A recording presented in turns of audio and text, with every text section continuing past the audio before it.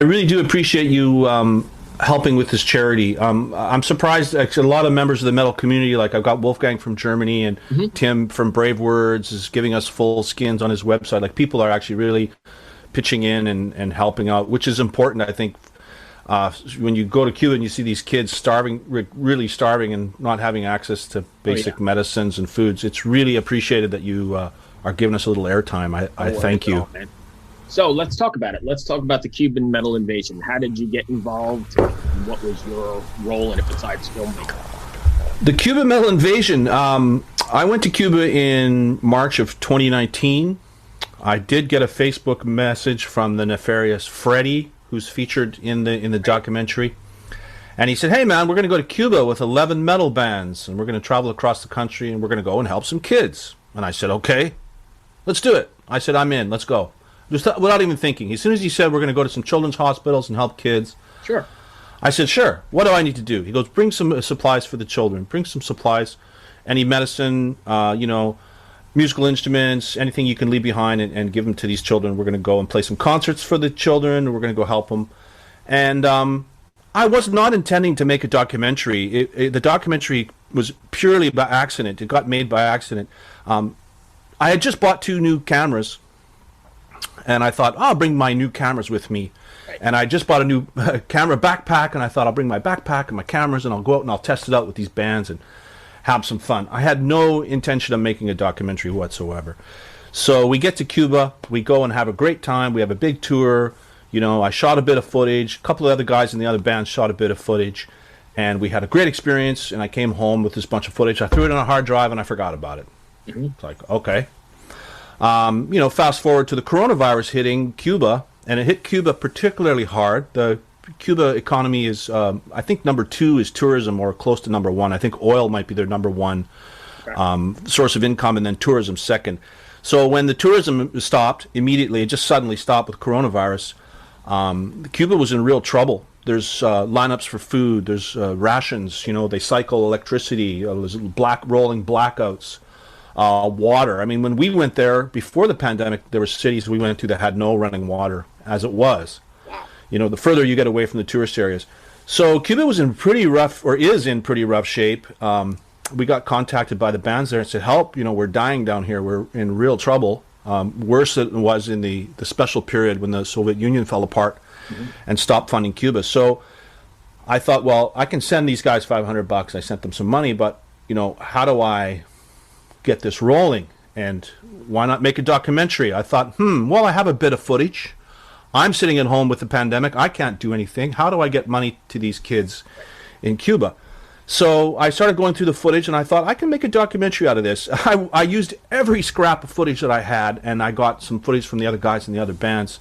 And we cobbled together the 38-minute documentary, Cuba Metal Invasion. All the proceeds from the sale of the documentary, there's a link. If you go to facebook.com/charity metal, I put up a Facebook page, and you'll see a link there where you can go and watch the documentary by donation. The minimum donation is 12 Canadian dollars. You make a donation, you can watch the documentary, and all the money goes to the children in Cuba, which was a real problem. It took more work, and it was a huge hassle to try to get that money directly to them than it was to cut the documentary together.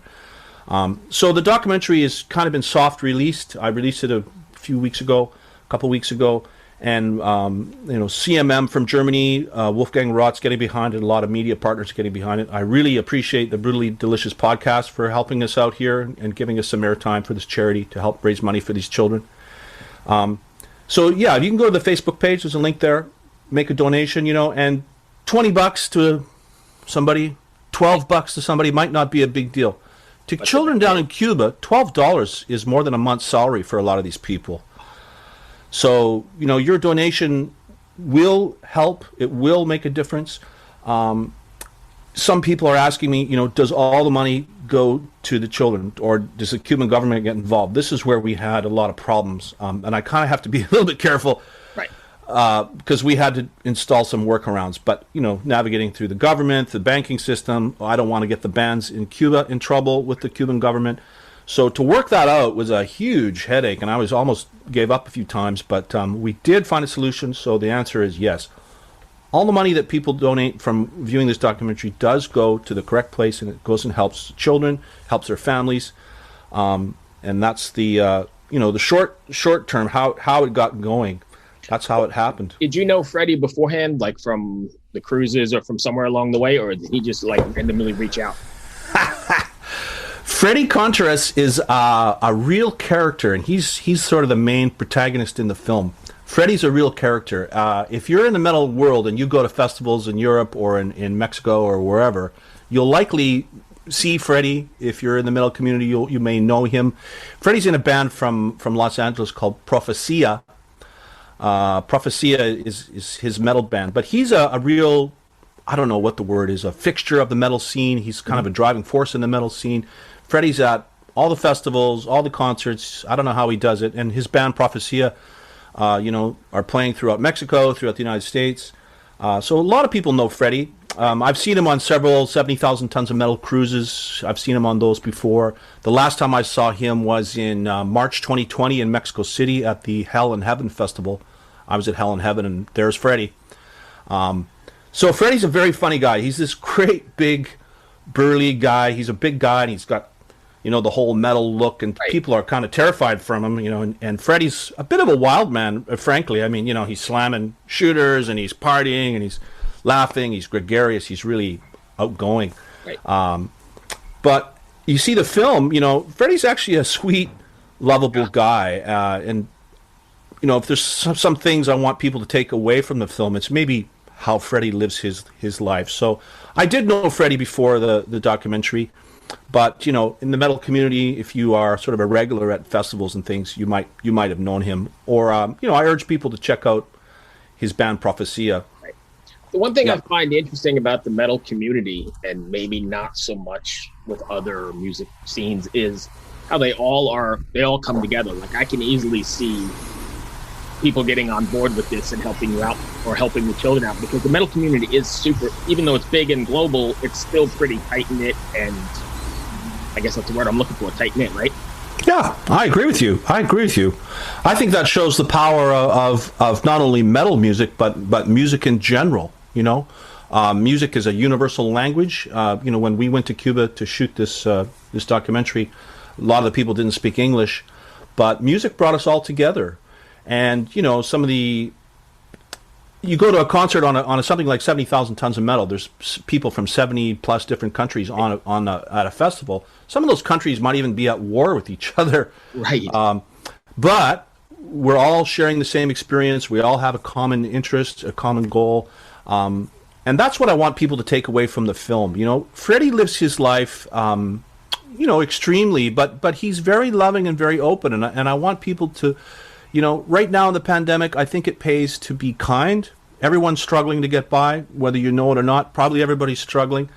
You may be struggling yourself. I think it's okay to cut yourself some slack. So I want people to take away that no matter what country you're from, no matter the color of your skin or what music you listen to, we can all come together. We can all unite. I think Cuba's kind of cut off from the United States. They're an official enemy in a way, in some ways. But you go to Cuba and you see these people, and it's like, wow, they have human yearning just like anybody else. They hurt just like anyone else they love. So that's, Freddie's a very loving guy. He breaks down social barriers, cultural barriers, and that's all done through music, metal music. Right. I think metal gets a bad rap. People see a guy like Freddie, they're scared of him because he's 6'6" and he's covered his tattoos and whatever, and scared of him. But he's actually, you break all that down, he's a really caring, loving guy. He's a sweet guy. You have to see the film, see what I mean. But there's some moments in the film where a big tough guy like Freddie is just kind of reduced down to tears in some cases. When we go to these children's hospitals, it was tough to see these little kids. So that's what I want people to take away. Love. Be kind to each other, and music, I think, facilitates that. Music's something we can all agree on and come together with. Oh, yeah, I 100% agree. Have you been to Cuba before? Because I know we can't go, or maybe now we can sort of. I have been to Cuba before. Canada goes to Cuba. Like, there's a lot of cheap vacations. You can fly right down to Cuba from Toronto. A lot of people go from Toronto or from Vancouver. I have been to Cuba before. Americans aren't really allowed to go to Cuba. The Helms-Burton Act, they call it. You're not allowed to spend money there. It's trading with the enemy. Having said that, there were a lot of Americans that did go. They didn't fly directly from Los Angeles. They had to fly L.A. to Mexico City and then fly to Cuba. Right. And I've been to Cuba before, this trip with other Americans. And you get to customs, and the Cubans want Americans to come in. You know, just say, please don't stamp my passport. And they'll go, okay, no problem. And they won't. Come on in. We want Americans to come. So, yeah, officially, I don't know. I'm not an American. I don't know what kind of trouble you would get in for visiting Cuba. But I do know that a lot of Americans do go to Cuba. You are welcome there. So Canadians go there a lot. It's a vacation spot. Yeah. I hear that they're sort of opening or loosening the restrictions. It may be under the table, or, you know, it's not a big known thing, but I've heard they were sort of loosening restrictions.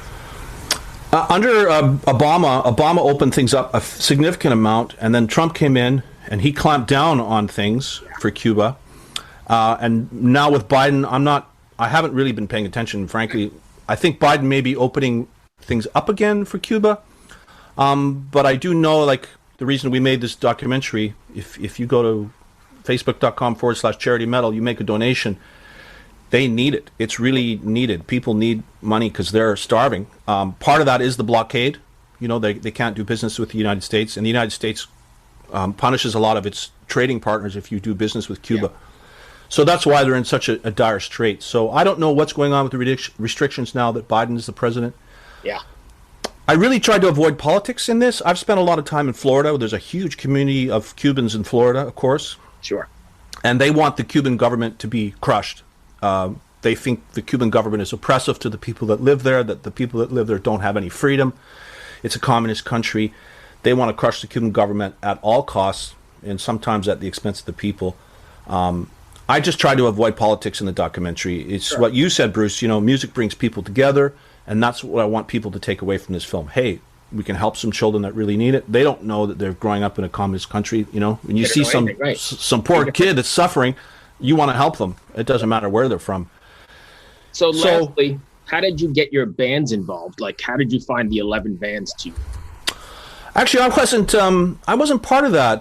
There's a festival there called the Pinar Rock Festival, that a group from Cuba called Tendencia put together, and they invite bands from all over the world. So once I got involved, things had been pretty much put in place. There was bands from Germany, Australia, Mexico, the United States. Of course, there were some Cuban bands. Everything had been set into motion when I got involved. I just jumped on board to go and have fun, and, you know, I was shooting some footage. Sure. Enjoyed the experience. So all the bands had been put together. Yeah, if you go to facebook.com/charity medal, you'll see, you know, links to the bands. There were 2 bands from Germany. They were, sorry, I lost my train of thought. All Will Know from Germany, and Precipitation from Germany. There was Jeremy Harris, came from all the way from Australia, which is a significant distance to do that tour. There's Profecia from Los Angeles in Mexico, a band called Coltel from Los Angeles, who's sort of LA, Mexico. Era from Mexico City, a Mexican band. And there's some great music in the documentary. You'll hear a lot of heavy metal music from the bands that were participating. So I didn't have anything to do with the bands. I just kind of joined onto a tour. Everyone paid their own expenses to get to Cuba. Once we got there, then the Cuban government took care of everything else. We were given a tour bus. We were given hotels. They fed us every day. Really?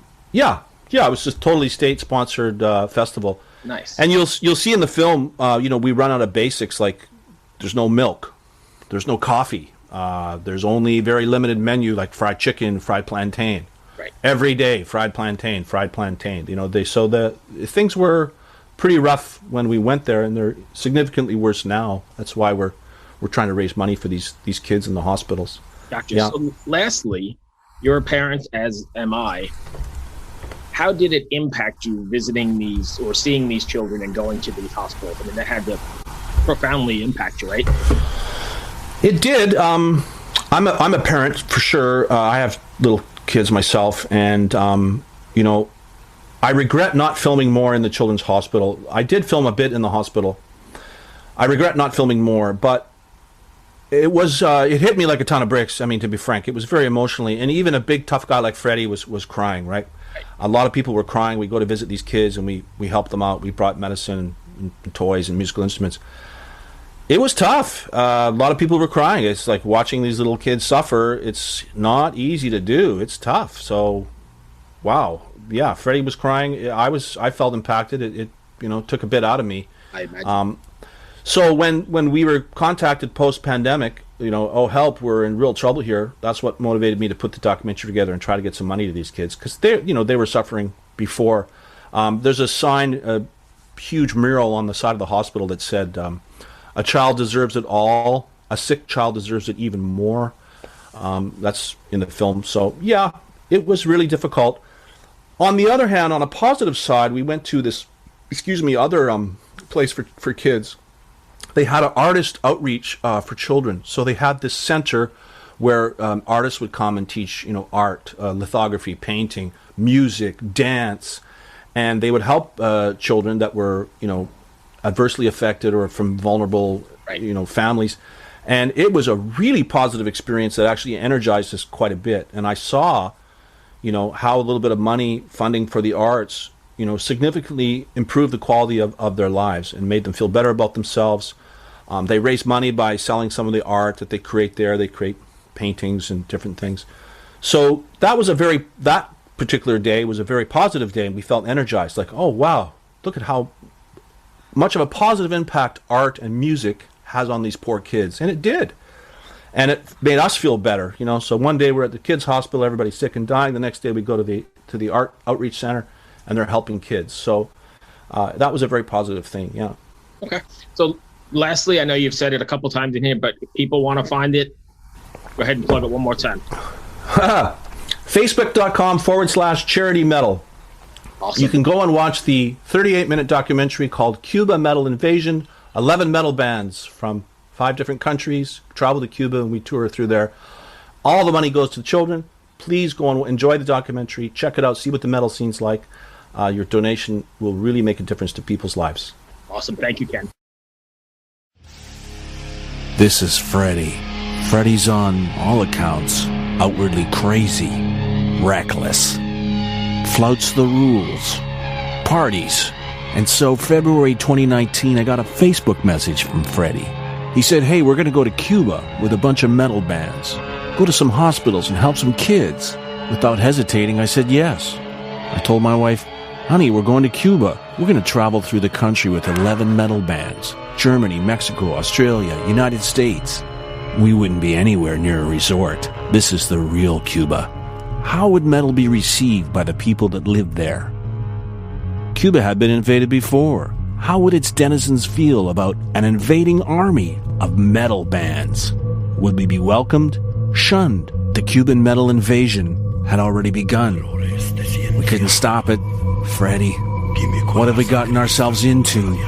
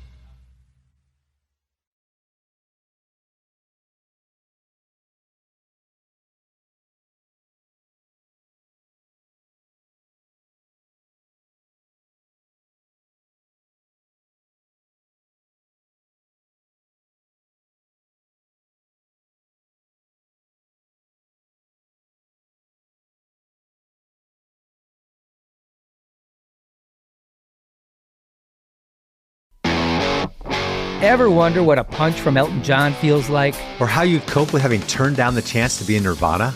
Or what signal Keith Richards gives when he wants you to get the hell out of his hotel room? Fans of Too Much Effing Perspective don't have to wonder, because they've heard these exact stories and a jillion others on our podcast.